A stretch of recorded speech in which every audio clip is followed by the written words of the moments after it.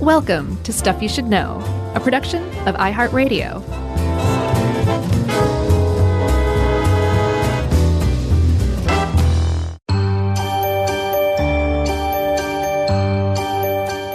Hey, and welcome to the Spooktacular, the spookiest Spooktacular of the Spooktaculars of all time. Tacular, this is Stuff You Should Know, the Spooktacular.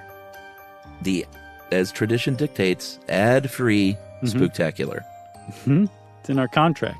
It is. We fight for it, everyone. Do not put ads and ruin our bad readings of Halloween stories. That's right, which we try very hard to select from the increasingly small pantheon of public domain horror short fiction. I found a few this year, so I got a couple in my hip pocket. Oh, good. I'm glad. And I got to say, nice work. I think both of these that we dug up are really, really good stories. Agreed. M.R. James and H.L. Mencken, right? I thought it was Mr. James. That's what he likes. Call me Mr. James. But you're a doctor. So what? Yeah, the one I picked this year is Lost Hearts by M.R. James. And I'm pretty psyched about this one because it is good. Agreed. It's a corker. You can figure it out, but it's still, it's entertaining. How about that? It's entertaining. It's fun. There are a couple of spooky dates in this. Did you notice that? We'll talk about that. I didn't know. I can't wait to hear it. And, I don't think we need a content warning. It's spooky. But, with kids, there's always a chance if you have kids, they may not want to listen. It's not over the top because it was written in the 19th century. Right, yeah. And being written in the 19th century, we should probably point out there's a couple of touchy, semi-racist terms that we'll explain. Yeah, should we go ahead and say now? Sure, go ahead. Yeah, we did a podcast on the Roma people and took great pains to tell people that using the word gypsy is no longer something you should do. Or saying gypped off, which is something that I learned while doing that podcast. And they used the word gypsy in here a couple of times. They also use Chinaman in here, but they're actually talking about something specific, so we'll explain later, okay? Right. And there's a general, with this one lady, sort of xenophobic bent against people from other countries. She's exactly. She's an archetypal, rural, dyed-in-the-wool, salt-of-the-earth woman. So all that is to say, the opinions expressed therein do not represent those of the host of Stuff You Should Know. Very nice. Herewith, forthwith, guarantee void in Tennessee. All right. Should everyone turn the lights down?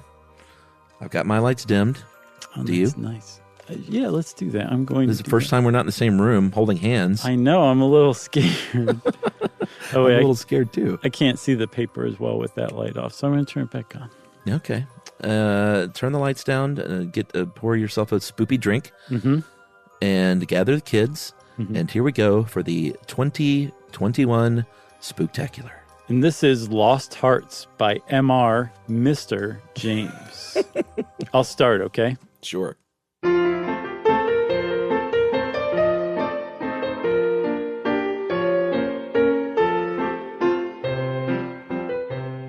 It was, as far as I can ascertain, in September of the year 1811. Is that a spooky date, Chuck? Well, it's coming. Okay. That a post-chaise, I think that's a kind of coach, drew up before the door of Aswarby Hall in the heart of Lincolnshire. The little boy who jumped out as soon as it had stopped looked about him with the keenest curiosity during the short interval that elapsed between the ringing of the bell and the opening of the hall door. He saw a tall, square, red brick house built in the reign of Anne. A stone-pillared porch had been added in the purest classical style of 1790. The windows of the house were many, tall and narrow, with small panes and thick white woodwork. A pediment, pierced with round window, crowned the front. There were wings to the left and the right, connected by curious glazed galleries, supported by colonnades, with the central block. These wings plainly contained the stables and offices of the house. Each was surmounted by an ornamental cupola with a gilded vane. Cupola, huh? I always said cupola, and then every single person on the Inspiration 4 crew called that thing on the Dragon capsule the cupola, so I'm just going with that now. All right. An evening light shone on the building, making the window panes glow like so many fires. So many. Away from the hall in front stretched a flat park studded with oaks and fringed with firs, which stood out against the sky. The clock in the church tower, buried in trees on the edge of the park, only its golden weathercock catching the light, was striking 6, and the sound came gently beating down the wind. It was an altogether pleasant impression, though tinged with the sort of melancholy appropriate to an evening in early autumn, that was conveyed to the mind of the boy who was standing in the porch, waiting for the door to open to him. The post-chaise had brought him from Warwickshire, where 6 months before he had been left an orphan. Now, owing to the generous offer of his elderly cousin, Mr. Abney, he had come to live at Aswarby. The offer was unexpected because all who knew anything of Mr. Abney looked upon him as a somewhat austere recluse, into whose steady-going household the advent of a small boy would import a new, and it seemed incongruous, element. The truth is that very little was known of Mr. Abney's pursuits or temper.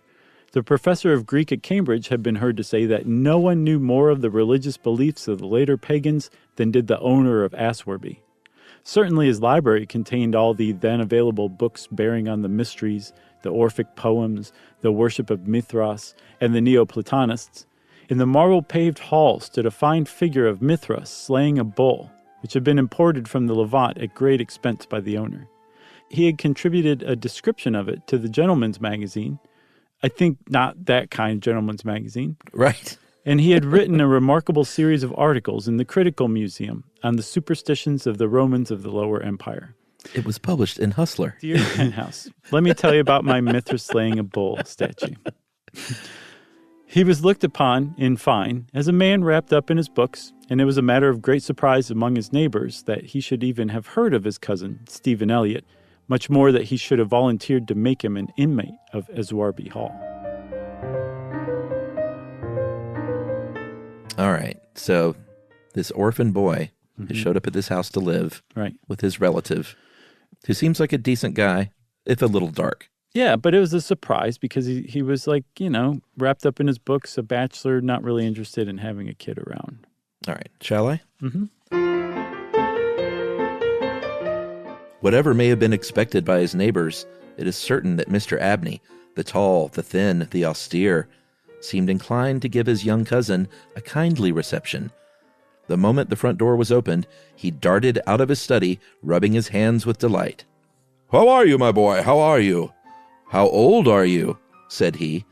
"That is, you are not too much tired, I hope, by your journey to eat your supper." "No, thank you, sir," said Mr. Elliott. "I'm pretty well." "Oh, that's a good lad, said Mr. Abney. "And how old are you, my boy?" It seemed a little odd that he should have asked the question twice in the first 2 minutes of their acquaintance. "I'm 12 years old next birthday, sir," said Stephen.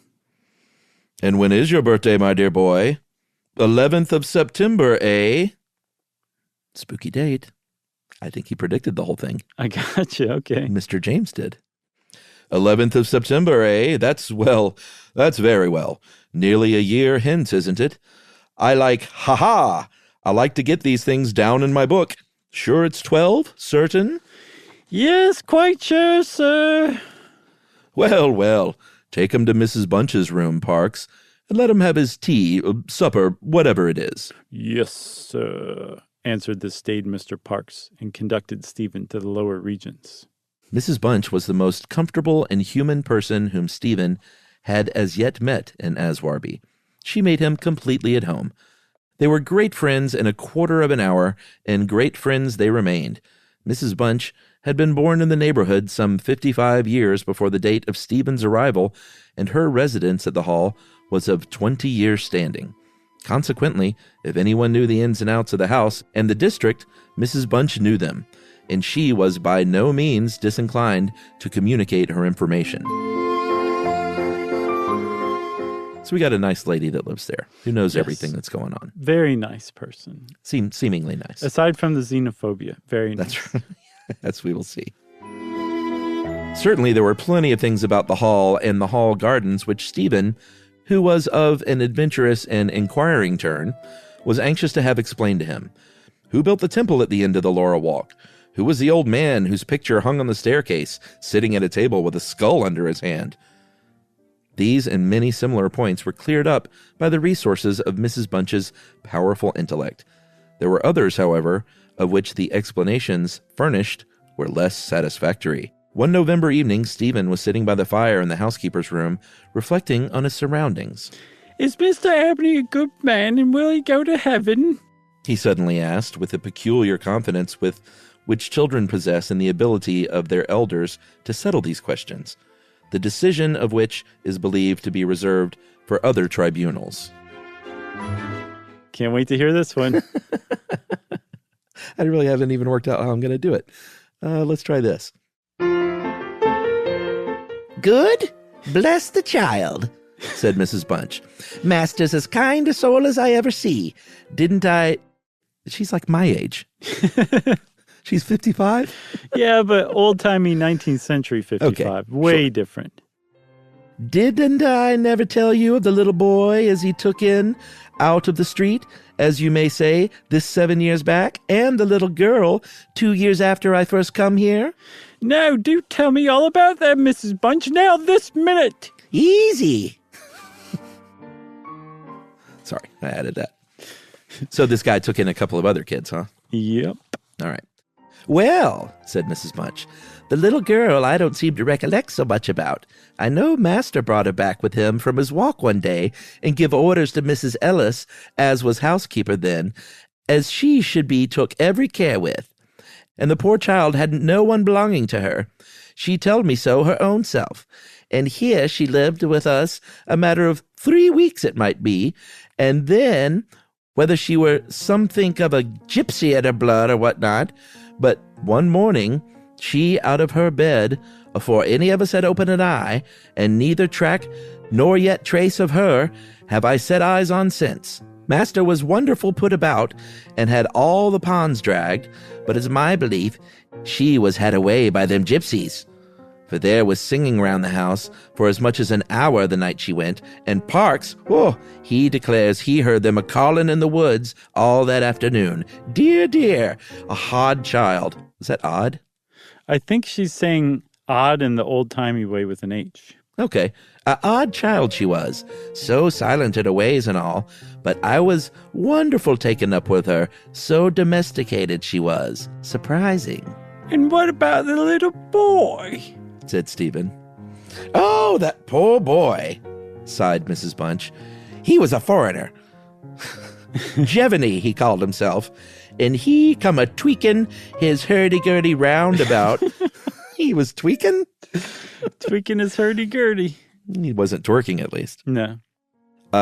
Tweaking his hurdy-gurdy round and about the drive one winter day, and Master at him in that minute, and asked all about where he came from, how old he was, how he made his way, and where was his relatives, and all his kind heart could wish. But it went the same way with him. They're an unruly lot, them foreign nations, I do suppose, and he was off one fine morning just the same as the girl. Why he went and what he done was our question for as much as a year after, for he never took his hurdy-gurdy, and there it lays on the shelf. What is hurdy-gurdy? A hurdy-gurdy, it's like a kind of like a musical instrument. I think okay. like a squeeze box, maybe. Oh. So a little Mom's got a boy squeeze named box. Giovanni showed up squeezing his squeeze box on their driveway, and Mr. Abney, it is Abney, right? I think so. Mr. Abney brought him in the house and was asking him a bunch of questions and then took him under his wing. Yeah, like every kid he finds, he's like, "How old are you? When's your birthday?" Yeah, come inside. You're mine Nothing now. creepy at all. So I think you guys can all see what we were talking about with Mrs. Bunch, right? Yeah. I think so. I think so. The remainder of the evening was spent by Stephen in miscellaneous cross-examination of Mrs. Bunch and in efforts to extract a tune from the hurdy-gurdy. That night he had a curious dream. At the end of the passage at the top of the house, in which his bedroom was situated, there was an old disused bathroom. It was kept locked, but the upper half of the door was glazed, and since the muslin curtains which used to hang there had long been gone, you could look in and see the lead-lined bath affixed to the wall on the right hand, with its head towards the window. On the night of which I am speaking, Stephen Elliott found himself, as he thought, looking through the glazed door. That means there was a window in it. Mm-hmm. The moon was shining through the window, see? And he was gazing at a figure which lay in the bath. Oof. His description of what he saw reminds me of what I once beheld myself in the famous vaults of St. McAn's Church in Dublin, which possesses the horrid property of preserving corpses from decay for centuries. A figure, inexpressibly thin and pathetic, of a dusty leaden color, enveloped in a shroud-like garment, the thin lips crooked into a faint and dreadful smile, the hands pressed tightly over the region of the heart. As he looked upon it, a distant, almost inaudible moan seemed to issue from its lips, and the arms began to stir. The terror of the sight forced Stephen backwards, and he awoke to the fact that he was indeed standing on the cold boarded floor of the passage in the full light of the moon. With a courage which I do not think can be common among boys of his age, he went to the door of the bathroom to ascertain if the figure of his dream were really there. It was not, and he went back to bed. Keep going? Yeah, well, this is getting creepy. I know, that's what I'm saying. It's a good one. He saw a straight-up, scary, decaying ghost in the bathtub. Mm-hmm. Mrs. Bunch was much impressed next morning by his story and went so far as to replace the muslin curtain over the glazed door of the bathroom, a.k.a. the window. Mr. Abney, moreover, to whom he confided his experiences at breakfast, was greatly interested and made notes of the matter in what he called his book. The spring equinox was approaching, as Mr. Abney frequently reminded his cousin, adding that this had been always considered by the ancients to be a critical time for the young, that Stephen would do well to take care of himself and shut his bedroom window at night, and that the Censorinus had some valuable remarks on the subject. Two incidents that occurred about this time made an impression upon Stephen's mind. Chuck will share those two incidents with us now. The first was after an unusually uneasy and oppressed night that he had passed, though he could not recall any particular dream that he had had. The following evening, Mrs. Bunch was occupying herself in mending his nightgown. "Gracious me, Master Stephen," she broke forth rather irritably. "How do you manage to tear your nightdress all to flinders this way? Look here, sir. What trouble you do give to poor servants that have to darn and mend after you." There was indeed a most destructive and apparently wanton series of slits or scorings in the garment, which would undoubtedly require a skillful needle to make good. They were confined to the left side of his chest, long parallel slits about 6 inches in length, some of them not quite piercing the texture of the linen. Stephen could only express his entire ignorance of their origin. He was sure that they were not there the night before. "But," he said, "Mrs. Bunch, they's just the same as the scratches on the outside of my bedroom door, and I'm sure I never had anything to do with making them." I think it gets it across. I think I've nailed young Stephen. I think you're nailing it. He's moving closer and closer to Cockney as we go. That's the one I can do. That's the one anybody who can only do one can do. Mrs. Bunch gazed at him open-mouthed, then snatched up a candle, departed hastily from the room, and was heard making her way upstairs. In a few minutes, she came down. "Well," she said, "Master Stephen, it's a funny thing to me how them marks and scratches can a-come there too high up for any cat or dog to have made 'em, much less a rat, for all the world like a Chinaman's fingernails, as my uncle in the tea trade used to tell us of when we was girls together. I wouldn't say nothing to Master, not if I was you, Master Stephen, my dear, and just turn the key of your door when you go to your bed." So I should probably say, like, I was like, what is this daft old middle-aged Racist woman talking about? And it turns out she's referring to, apparently there was a trend among the nobility and the courtesans of China at this time in the early 19th century, I think before, of wearing their fingernails very long and pointy. Oh, okay. So she's saying these scratches look kind of like claw marks, and she kind of likened it to something that had long and pointy fingernails like that. So, okay. Not that excuses everything, but, you know. I gotcha. There's a little background to it. I think we all learned something here. Mrs. Bunch is not totally out of her mind.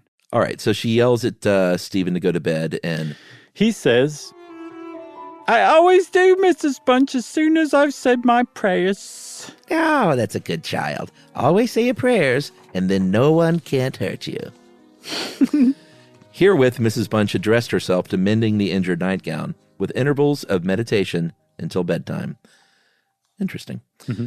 This was on a Friday night in March 1812. On the following evening, the usual duet of Stephen and Mrs. Bunch was augmented by the sudden arrival of Mr. Parks, the butler, who, as a rule, kept himself rather to himself in the pantry. He did not see that Stephen was there. He was, moreover, flustered and less slow of speech than was his wont. Master may get up his own wine if he likes of an evening, was his first remark. Either I do it in the daytime or not at all, Mrs. Bunch. I don't know what it may be. Very like it's the rats, or the wind got into the cellars. But I'm not as young as I was, and I can't go through with it as I have done. Well, Mr. Parks, you know it is a surprising place for the rats, is the hall. I'm not denying that, Mrs. Bunch, and to be sure, many a time I've heard the tale from the men in the shipyards about the rats that could speak. I never laid no confidence in that before, but tonight, if I demeaned myself to lay my ear to the door of the further bin, I could pretty much have heard what they was saying. Oh, man, you're crushing it. Oh, there, Mr. Parks, I've no patience with your fancies. Rats talking in the wine cellar, indeed. Well, Mrs. Bunch, I've no wish to argue with you. All I can say is, if you choose to go to the far bin and lay your ear to the door, you may prove my words this minute. What nonsense you do talk. Mr. Parks, not fit for children to listen to. Why, you'll be frightening Master Stephen there out of his wits. What, Master Stephen? Said Parks, awakening to the consciousness of the boy's presence. Master Stephen knows well enough that I'm playing a joke with you, Mrs. Bunch. In fact, Stephen knew too well to suppose that Mr. Parks had in the first instance intended a joke. He was interested, not altogether pleasantly, in the situation, but all his questions were unsuccessful in inducing the butler to give any more detailed account of his experiences in the wine cellar. And we have now arrived at March 24th, 1812. Spooky? Nope. Okay. It was a day of curious experiences for Stephen, a windy, noisy day, which filled the house and the gardens with a restless impression.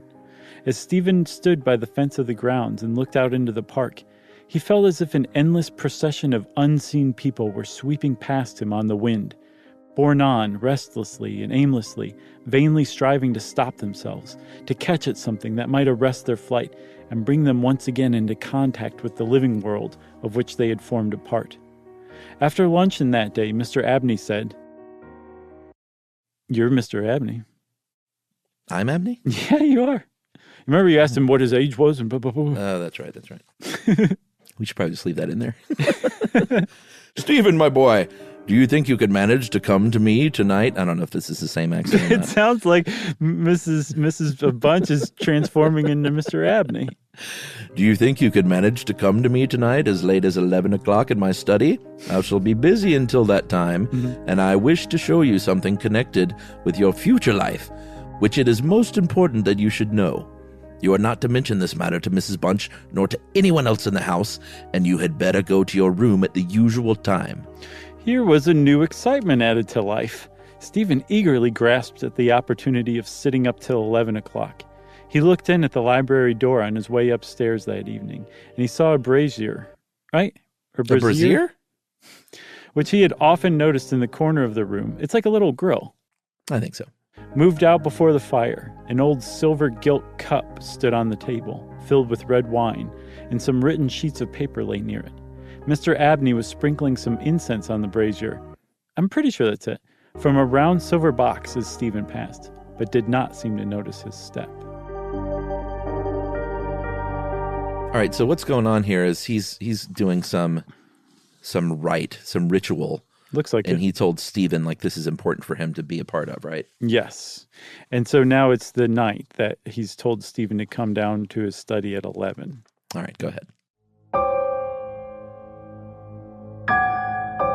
The wind had fallen, and there was a still night and a full moon. At about 10 o'clock, Stephen was standing at the open window of his bedroom, looking out over the country. Still as the night was, the mysterious population of the distant moonlit woods was not yet lulled to rest, From time to time, strange cries, as of lost and despairing wanderers, sounded from across the mere. I think that's a weird way to say meadow. Sure. They might be the notes of owls or water birds, yet they did not quite resemble either sound. Were they not coming near?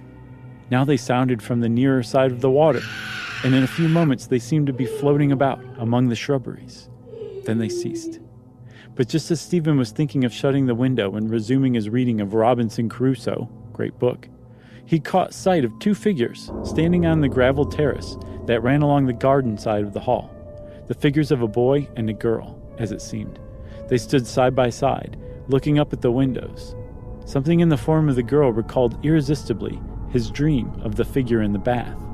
The boy inspired him with more acute fear. Whilst the girl stood still, half smiling, with her hands clasped over her heart, the boy, a thin shape, with black hair and ragged clothing, raised his arms in the air with an appearance of menace and of unappeasable hunger and longing. The moon shone upon his almost transparent hands, and Stephen saw that the nails were fearfully long, and that the light shone through them. As he stood with his arms thus raised, he disclosed a terrifying spectacle. On the left side of his chest, there opened a black and gaping rent, and there fell upon Stephen's brain, rather than upon his ear, the impression of one of those hungry and desolate cries that he had heard resounding over the woods at Aswarby all that evening. In another moment, this dreadful pair had moved swiftly and noiselessly over the dry grass, and he saw them no more. Wow. I know, this poor Stephen, he's like, what the H is going on around here? So this ghost kid, he has like no heart, right? He's turned into John Travolta. Oh, boy. All right, this is getting good. You want me to pick it up? Yes, please. All right. Inexpressibly frightened as he was, he determined to take his candle and go down to Mr. Abney's study, for the hour appointed for their meeting was near at hand. The study, or library, opened out of the front hall on one side, and Stephen, urged on by his terrors, did not take long in getting there. To effect an entrance was not so easy. The door was not locked, he felt sure, for the key was on the outside of it as usual. His repeated knocks produced no answer. Mr. Abney was engaged. He was speaking. What? Why did he try to cry out? And why was the cry choked in his throat? Had he too seen the mysterious children? But now everything was quiet, and the door yielded to Stephen's terrified and frantic pushing. On the table in Mr. Abney's study, certain papers were found which explained the situation to Stephen Elliott when he was of an age to understand them. The most important sentences were as follows. It was a belief very strongly and generally held by the ancients, of whose wisdom in these matters I have had such experiences as induces me to place confidence in their assertions. Ooh, a little wordy. That by enacting certain processes, which to us moderns have something of a barbaric complexion, a very remarkable enlightenment of the spiritual faculties in man may be attained. That, for example, by absorbing the personalities of a certain number of his fellow creatures, an individual may gain a complete ascendancy over those orders of spiritual beings which control the elemental forces of our universe. Wow. What a guy. So he's like possessing these people? Something like that. Keep reading, keep reading. Okay. It is recorded of Simon Magus that he was able to fly in the air, to become invisible, or to assume any form he pleased by the agency of the soul of a boy whom, to use the libelous phrase employed by the author of the Clementine Recognitions, he had murdered. I find it set down, moreover, with considerable detail in the writings of Hermes Trismegistus, that similar happy results may be produced by the absorption of the hearts of not less than 3 human beings below the age of 21 years. That's why he's got to know the ages, huh? Mm-hmm. To the testing of the truth of this receipt, I have devoted the greater part of the last 20 years, selecting as the corpora vilia of my experiment such persons as could conveniently be removed without occasioning a sensible gap in society. The first step I effected by the removal of one Phoebe Stanley, a girl of gypsy extraction, on March 24th, 1792. Not creepy. The second, by the removal of a wandering Italian lad named Giovanni Paoli on the night of March 23rd, 1805. Not spooky. The final victim, to employ a word repugnant in the highest degree to my feelings, must be my cousin, Stephen Elliott. His day must be this March 24, 1812. It's a creepy date? Any of those dates in there creepy? I don't think creepy. The best means of effecting the required absorption is to remove the heart from the living subject, to reduce it to ashes, and to mingle them with about a pint of red wine, preferably port. That's a lot of port. A lot of port. The remains of the first two subjects, at least, will be well to conceal. A disused bathroom or wine cellar will be found convenient for such a purpose. Some annoyance may be experienced from the psychic portion of the subjects, which popular language dignifies with the name of ghosts. But the man of philosophic temperament, to whom alone the experiment is appropriate, will be little prone to attach importance to the feeble efforts of these beings to wreak their vengeance on him. I contemplate with the liveliest satisfaction the enlarged and emancipated existence which the experiment, if successful, will confer on me, not only placing me beyond the reach of human justice, so-called, but eliminating to a great extent the prospect of death itself.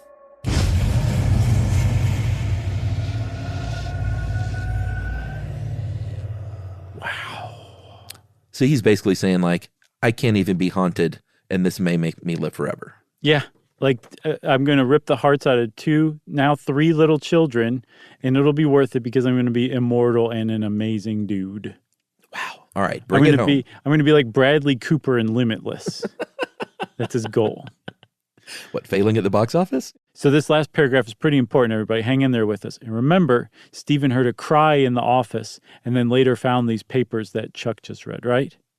Right. Mr. Abney was found in his chair, his head thrown back, his face stamped with an expression of rage, fright, and mortal pain. In his left side was a terrible lacerated wound, exposing the heart. There was no blood on his hands, and a long knife that lay on the table was perfectly clean. A savage wildcat might have inflicted the injuries. The window of the study was open, and it was the opinion of the coroner that Mr. Abney had met his death by the agency of some wild creature. But Stephen Elliott's study of the papers Chuck just quoted led him to a very different conclusion. Wow.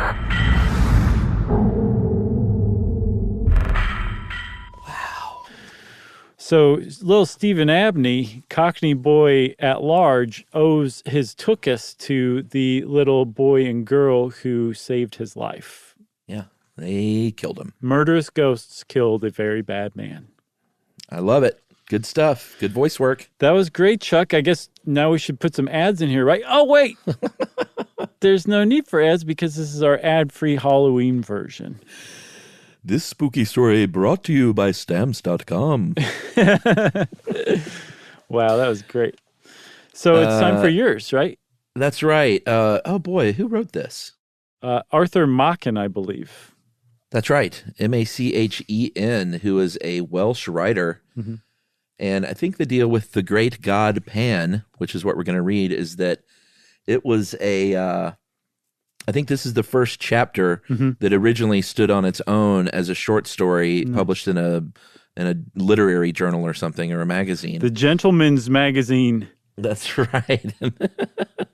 And then he later, I guess, was like, hey, this is not too bad, and expanded it into a novella-length thing. But yeah, we're going to stick to the first chapter. It's one of those ones that, like, if you ask any horror writer what the greatest horror story of all time is, probably the majority of them will say The Great God Pan. Oh, really? Mm-hmm.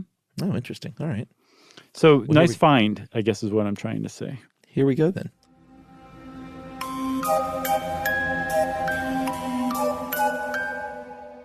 I'm glad you came, Clark. Very glad indeed. I was not sure you could spare the time.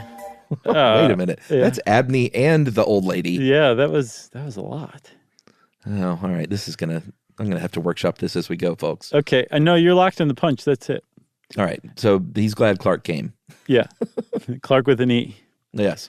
I was able to make arrangements for a few days. Things are not very lively just now, but you have no misgivings, Raymond. Is it absolutely safe? The two men were slowly pacing the terrace in front of Dr. Raymond's house. The sun still hung above the western mountain line, but it shone with a dull red glow that cast no shadows, and all the air was quiet. A sweet breath came from the great wood on the hillside above, and with it, at intervals, the soft murmuring call of the wild doves. Below, in the long, lovely valley, the river wound in and out between the lonely hills, and as the sun hovered and vanished into the west, a faint mist, pure white, began to rise from the hills. Dr. Raymond turned sharply to his friend. Safe? Of course it is. In itself, the operation is a perfectly simple one. Any surgeon could do it. And there is no danger at any other stage? None. Absolutely no physical damage whatsoever. I give you my word. You were always timid, Clark, always, with an E, but you know my history. I have devoted myself to transcendental medicine for the last 20 years. I have heard myself called quack and charlatan and imposter, but all the while I knew I was on the right path. 5 years ago, I reached the goal, and since then, every day has been a preparation for what we shall do tonight. I should like to believe it at all true. Clark knit his brows and looked doubtfully at Dr. Raymond. Are you perfectly sure, Raymond, that your theory is not a phantasmagoria, a splendid vision, certainly, but a mere vision after all? Speak up. This is as much as I can speak. It's the E. It keeps me quiet. You are weak of chest and breath. And very timid. All right, we made all that up. Here we go. Maybe we should just riff on this whole thing. Dr. Raymond stopped in his walk and turned sharply. He was a middle-aged man, gaunt and thin, of a pale yellow complexion. But as he answered Clark and faced him, there was a flush on his cheek. Look about you, Clark. You see... Look about you, Clark. You see the mountain and hill following after hill? As wave on wave, you see the woods and orchard, the fields of ripe corn, and the meadows reaching to the reed beds by the river. You see me standing here beside you and hear my voice, as pleasant as it is. But I tell you that all these things, yes, from that star that has just shone out of the sky to the solid ground beneath our feet, I say that all these are but dreams and shadows, the shadows that hide the real world from our eyes. This is a real world, but it is beyond the glamour, and this vision, beyond these chases and auras, dreams in a career beyond them all is beyond a veil. Do you even know what I'm talking about? I just realized who you're doing, and it's Truman Capote. Is it? Dead Okay. on Truman Capote. Nice work. I do not know whether any human being has ever lifted that veil, but I do know, Clark, that you and I shall see it lifted this very night from before another's eyes. You may think this all strange nonsense. It may be strange, but it is true. And the ancients knew what lifting the veil means. They called it seeing the god Pan. Nice. Nice. Clark shivered. The white mist gathering over the river was chilly. It is wonderful indeed, he said. We are standing on the brink of a strange world, Raymond. If what you say is true, I suppose the knife is absolutely necessary? Yes. A slight lesion in the gray matter, that is all. A trifling rearrangement of certain cells, a microscopical alteration that would escape the attention of 99 brain specialists out of 100. I don't want to bother you with shop, Clark. I guess he means shop talk? Yeah, I think so. I might give you a mass of technical detail, which would sound very imposing and would leave you as enlightened as you are now, but I suppose you have read casually in out-of-the-way corners of your paper that immense strides have been made recently in the physiology of the brain. I saw a paragraph the other day about Digby's theory and Brown Faber's discoveries. Theories and discoveries! Where they are standing now, I stood 15 years ago, and I need not tell you that I have not been standing still for the last 15 years. It would be enough if I say that 5 years ago, I made the discovery that I alluded to when I said that 10 years ago, I reached the goal. That's very confusing. I feel like I'm driving people literally away from this. No, with this guy's I voice. think you, it's very luring in a weird way. So. Okay. After years of labor, after years of toiling and groping in the dark, after days and nights of disappointments and sometimes of despair, in which I used now and then to tremble and grow cold with the thought that perhaps there were others seeking for what I sought at last after so long. A pang of sudden joy thrilled my soul, and I knew the long journey was at an end. Nice. By what seemed then and still seems a chance, the suggestions of a moment's idle thought followed up upon familiar lines and paths that I had tracked 100 times already. The great truth burst upon me, and I saw, mapped out in lines of sight, a whole world, a sphere unknown, continents and islands, and great oceans in which no ship has sailed, to my belief, since a man first lifted up his eyes and beheld the sun, and the stars of heaven, and the quiet earth beneath. Yep, keep going. Oh, good Lord. You will think this all high-flown language, Clark, but it is hard to be literal, and yet I do not know whether what I am hinting at cannot be set forth in plain and lonely terms. For instance, this world of ours is pretty well girded now with telegraph wires and cables. Thought, with something less than the speed of thought, flashes from sunrise to sunset, from north to south, across the floods and the desert places. Suppose that an electrician of today were suddenly to perceive that he and his friends have merely been playing with pebbles and mistaking them for the foundations of the world. Suppose that such a man saw uttermost space lie open before the current, and words of men flash forth to the sun and beyond the sun into the systems beyond, and the voice of articulate speaking men echo in the waste void that bounds our thought. What do you think about that analogy, sir? As analogies go, that is a pretty good analogy of what I've done. You can understand now a little of what I felt as I stood here one evening. It was a summer evening, and the valley looked much as it does now. I stood here and saw before me the unutterable, the unthinkable gulf that yawns profound between two worlds, the world of matter and the world of spirit. I saw the great empty deep stretch dim before me, and in that instant a bridge of light leapt from the earth to the unknown shore, and the abyss was spanned. You may look in Brown Faber's book if you like, and you will find that to the present day men of science are unable to account for the presence or to specify the functions of certain group of nerve cells in the brain. Last one. I'm sorry, everybody. That group is, as it were, land to yet a mere waste place for fanciful theories. I am not in the position of Brown, Faber, and the specialist. I am perfectly instructed as to the possible functions of those nerve centers in the scheme of things. With a touch, I can bring them into play. With a touch, I say, I can set free the current. With a touch, I can complete the communication between this world of sense and... We shall be able to finish the sentence later on. Yes, the knife is necessary, but think what that knife will effect. It will level utterly the solid wall of sense, and probably for the first time since man was made, a spirit will gaze on a spirit world. Clark, Mary will see the god Pan. Very nice, Chuck. Wow. Wow. I feel like we need to recap that. So he's doing these brain experiments, basically, where he says he can connect. I mean, he really just needed that last paragraph where he can connect people to the spirit world, right? Yeah, that basically with the scrambling of a few neurons that only he knows the true purpose of, he can basically he can take you to a different dimension. I guess where you can see God. Yeah, God Pan at least, sure.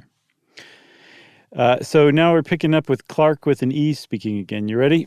I'm ready. But you remember what you wrote to me? I thought it would be requisite that he whispered the rest in the doctor's ear, be a virgin. Not at all, not at all. That is nonsense, I assure you. Indeed, it is better as it is. I'm quite certain of that. Consider the matter well, Raymond. It is a great responsibility. Something might go wrong. You would be a miserable man for the rest of your days. No, I think not, even if the worst happened. As you know, I rescued Mary from the gutter and from almost certain starvation when she was a child. I think her life is mine, to use as I see fit. Come, it's getting late. We'd better go in. Not a good guy. No. Being canceled as we speak. So he's saying, he found this poor homeless girl, and now that he raised her and gave her a life, he can do whatever he wants with her life. So now poor Mary is going to be the first test subject for seeing the great god Pan. And I'll take up some slack from you. Please do. Dr. Raymond led the way into the house, through the hall, and down a long, dark passage. He took a key from his pocket and opened a heavy door and motioned Clark with an E into his laboratory. It had once been a billiard room and was lighted by a glass dome in the center of the ceiling, whence there still shone a sad gray light on the figure of the doctor as he lit a lamp with a heavy shade and placed it on a table in the middle of the room. Clark looked about him. Scarcely a foot of wall remained bare. There were shelves all around laden with bottles and phials of all shapes and colors, and at one end stood a little Chippendale bookcase with its shirt off and oiled in baby oil. Raymond pointed to this. You see that parchment, Oswald Crolius? He was one of the first to show me the way, though I don't think he ever found it himself. That is a strange saying of his. In every grain of wheat, there lies hidden the soul of a star. Okay. I guess it makes sense in a weird way. Sure. There was not much furniture in the laboratory. The table in the center, a stone slab with a drain in one corner, the 2 armchairs on which Raymond and Clark were sitting. That was all, except an odd-looking chair at the furthest end of the room. Clark looked at it and raised his eyebrows. Yes, that is the chair, said Raymond. We may as well place it in position. He got up and wheeled the chair to the light and began raising and lowering it, letting down the seat, setting the back at various angles, and adjusting the footrest. It looked comfortable enough, and Clark passed his hand over the soft green velvet as the doctor manipulated the levers. Now, Clark, make yourself quite comfortable. I have a couple of hours' work before me. I was obliged to leave certain matters to the last. Raymond went to the stone slab, and Clark watched him drearily as he bent over a row of phials and lit the flame under the crucible. The doctor had a small hand lamp, shaded as the larger one, on a ledge above his apparatus, and Clark, who sat in the shadows, looked down at the great shadowy room, wondering at the bizarre effects of brilliant light and undefined darkness contrasting with one another. Soon he became conscious of an odd odor. At first, the merest suggestion of an odor in the room, and as it grew more, he decided he felt surprised that he was not reminded of the chemist's shop or the surgery. Whoever smelt it dealt it. Clark found himself idly endeavoring to analyze the sensation, and half-conscious, he began to think of a day, 15 years ago, that he had spent roaming through the woods and meadows near his own home. It was a burning day at the beginning of August. The heat had dimmed the outlines of all things and all distances with a faint mist, and people who observed the thermometer spoke of an abnormal register, of a temperature that was almost tropical. Strangely, that wonderful hot day of the 50s rose up again in Clark's imagination, the sense of dazzling, all-pervading sunlight seeming to blot out the shadows and the lights of the laboratory. And he felt again the heated air beating in gusts about his face, saw the shimmer rising from the turf, and heard the myriad murmur of the summer. I hope the smell doesn't annoy you, Clark. There's nothing unwholesome about it. It may make you a bit sleepy, that's all. Clark heard the words quite distinctly and knew that Raymond was speaking to him. But for the life of him, he could not rouse himself from his lethargy. He could only think of the lonely walk he had taken 15 years ago. It was his last look at the fields and woods he had known since he was a child, and now it all stood out in brilliant light, as a picture before him. Above all, there came to his nostrils the scent of summer, the smell of flowers mingled, and the odor of the woods, of cool shaded places, deep in the green depths, drawn forth by the sun's heat, and the scent of the good earth, lying as it were with arms stretched forth and smiling lips overpowered all. His fancies made him wander, as he had wandered long ago, from the fields into the wood, tracking a little path between the shining undergrowth of beech trees, and the trickle of water dropping from the limestone rock sounded as clear as a melody in the dream. All right, so he's experiencing Dude is tripping. Sleep-induced, drug-induced feel-goods. Yeah, I mean, it sounds like a pretty great picture. Mm-hmm. I'll have what he's having. You want me to keep going? Yeah, keep going. Now it gets a little weird. Thoughts began to go astray and to mingle with other thoughts. The beach alley was transformed to a path between ilex trees, and here and there a vine climbed from bough to bough and sent up waving tendrils and drooped with purple grapes, and the sparse gray-green leaves of a wild olive tree stood out against the dark shadows of the ilex. Clark, in the deep folds of the dream, was conscious that the path from his father's house had led him into an undiscovered country, and he was wondering at the strangeness of it all, when suddenly, in place of the hum and murmur of the summer, an infinite silence seemed to fall on all things, and the wood was hushed. And for a moment in time, he stood face to face there with a presence that was neither man nor beast, neither the living nor the dead, but all things mingled, the form of all things, but devoid of all form. And in that moment, the sacrament of body and soul was dissolved, and a voice seemed to cry, "Let us go hence!" And then the darkness of darkness beyond the stars, the darkness of everlasting. Whoa. So he went deep. He really did. He went hence, is how you'd put it, how the kids would put it. Should I pick up? Yeah. Okay. Is your throat okay? It's fine. When Clark woke up with a start, he saw Raymond pouring a few drops of some oily fluid into a green phial, which he stoppered tightly. "You've been dozing. He said, The journey must have tired you out. It is done now. I'm going to fetch Mary. I'll be back in 10 minutes. Clark lay back in his chair and wondered. It seemed as if he had but passed from one dream into another. He half expected to see the walls of the laboratory melt and disappear, and to awaken London, shuddering at his own sleeping fancies. But at last the door opened and the doctor returned, and behind him came a girl about 17, dressed all in white. She was so beautiful that Clark did not wonder at what the doctor had written to him. She was blushing now over face and neck and arms, but Raymond seemed unmoved. "Mary, the time has come. You are quite free. Are you willing to trust me entirely?" "Yes, dear." "Do you hear that, Clark? You are my witness. Here is the chair, Mary. It is quite easy. Just sit in it and lean back. Are you ready?" "Yes, dear, quite ready. Give me a kiss before you begin." The doctor stooped and kissed her mouth kindly enough. "Now shut your eyes," he said. The girl closed her eyelids as if she were tired and longed for sleep, and Raymond placed the green phial to her nostrils. Her face grew white, whiter than her dress. She struggled faintly, and then with a feeling of submission strong within her, crossed her arms upon her breast as a little child about to say her prayers. The bright light of the lamp fell full upon her, and Clark watched changes fleeting over her face as the changes of the hills when the summer clouds float across the sun.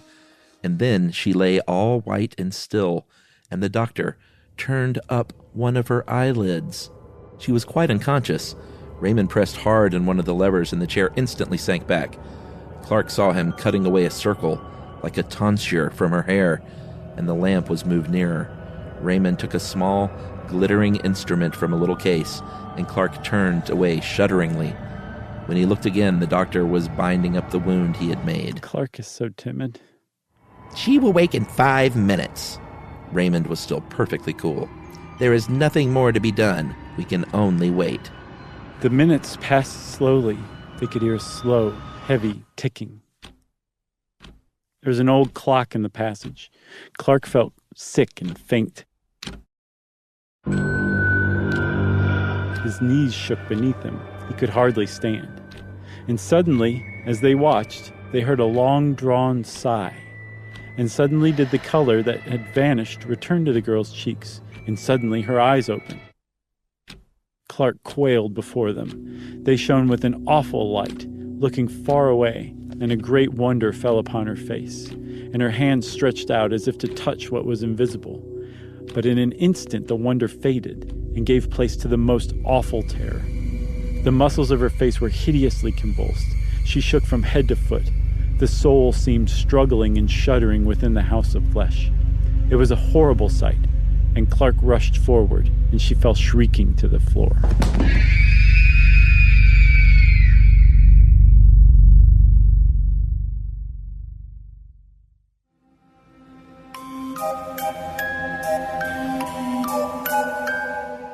Three days later, Raymond took Clark to Mary's bedside. She was lying wide awake, rolling her head from side to side and grinning vacantly. Yes, the doctor said, still quite cool. It is a great pity. She is a hopeless idiot. However, it could not be helped, and after all, she has seen the great god, Pan.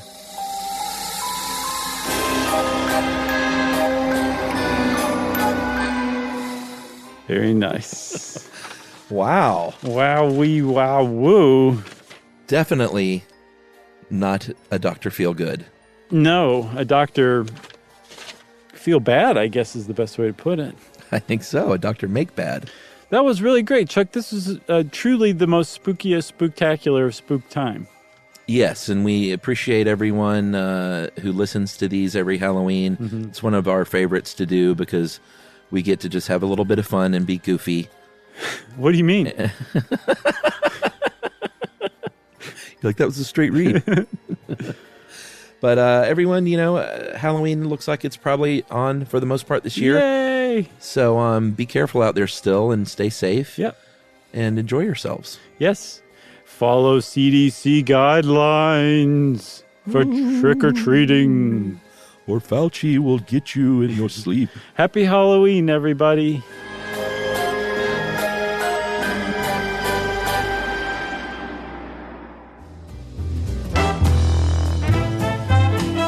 Stuff You Should Know is a production of iHeartRadio.